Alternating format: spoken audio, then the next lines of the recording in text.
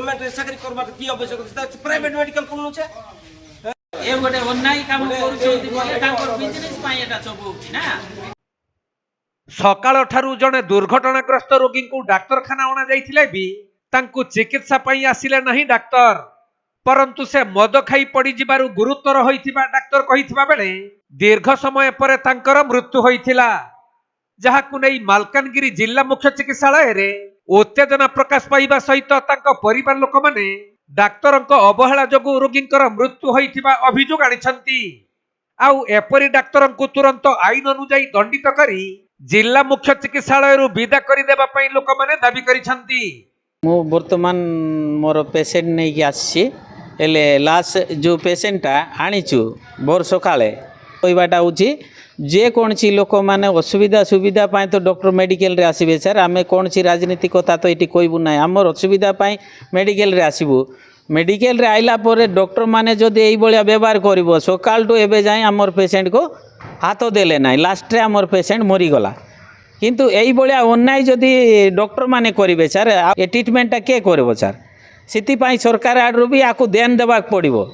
सरकार हमको सकाल 6 रु एबे दिन 2टा पर्यंत रहिले मध्य ताकू देखु नांती एक्सीडेंट केस पूरा सीरियस केस को कहउचंती ना ये मद पी के पड़ी जाइए आकु आमे ट्रीटमेंट करबू ना बोल सकाल डॉक्टर जे कहला एबे सरकार को आमे कहबू सरकार ढिला थिबा जोगु एई बळा मेडिकल रे चलीछि काम सरकार किंतु एई बळा जो डॉक्टर माने अन्याय करचंती ताकू पदक्षेप नेबाक नियाती दरकार।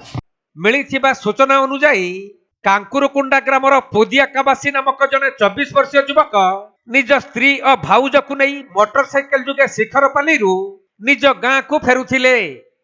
तबे एमभी 40 ग्राम निकटस्थ पुल पाखरे बाइक टी भारसाम्य हराई दुर्घटनाग्रस्त हेबारु युवक जनक अति गुरुतर होइथिले। तेणु तांकु तुरंत मुख्य चिकित्सालय पणा जाइथिले भी दीर्घ 6 घंटा धरी युवक जनक जंत्रणा छटपट होइथिले आउ शेषरे तांकर जीवन चली जाइथिला। हेले कोनोसी डाक्तर तांकु चिकित्सा करिबा को न आसी उलटी मद पी दुर्घटनाग्रस्त होइथिबा लोकंकु आमे चिकित्सा करिबु नाही बोली कहिथिले।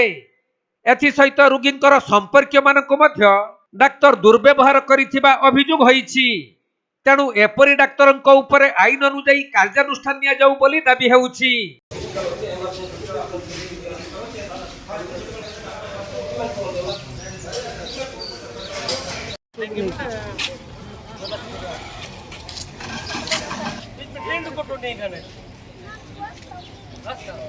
मालकानगिरी जिल्लारू संतोष कुमार पंडा का रिपोर्ट, कोणार्क लाइव।